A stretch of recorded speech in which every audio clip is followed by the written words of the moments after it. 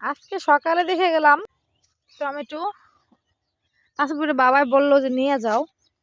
পরে আমি বললাম তো পাকে নাই, কিন্তু দেখো কি করছে, পাখিতে খেয়ে ফেলছে।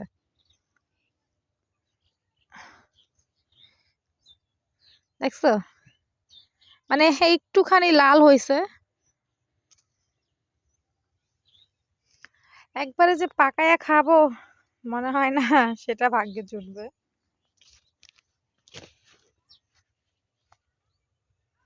এবার গাছগুলো অত বেশি ভালো হয় নাই, কারণ মাচা দেয় নাই।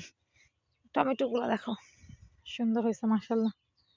কিন্তু কয়টা যে খাইতে পারবো জানি না, এগুলা বাড়িতে লাগানোর দরকার ছিল।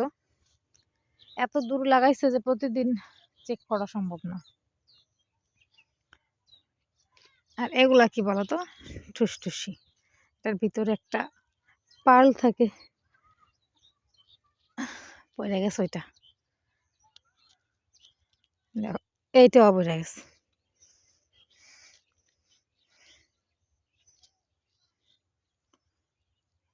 এটা গইলা গেছে, দেখছো ভিতরে কেমন বিচি, ধুরো দেখামো কিভাবে। আচ্ছা, এটা এটা পড়িস না, পড়িস না, আল্লাহ আল্লাহ আল্লাহ আল্লাহ। দেখছো।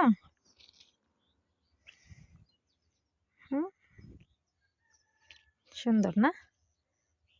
আহ, যে বেগুনের মতো বিচি। এটা পাকলে খাওয়া যায়, মজা লাগে। পাকে নাই তো খাইলাম না, কাঁচাগুলা খাইয়া আবার কোন ঝামেলায় পড়বো, দরকার নাই। ওকে, আল্লাহ হাফেজ।